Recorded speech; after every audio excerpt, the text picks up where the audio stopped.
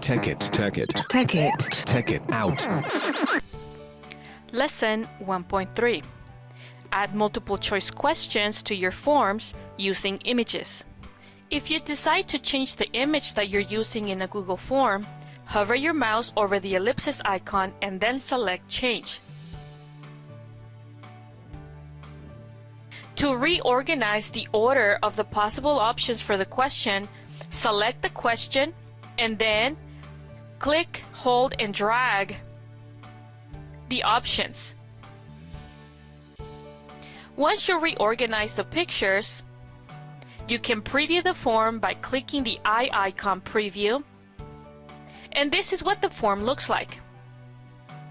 This is using text as possible options for the question, and this is what the form looks like using images as possible options for the question. I'm going to remove the other options for this question. Close the preview and then remove the option Other. Take it out.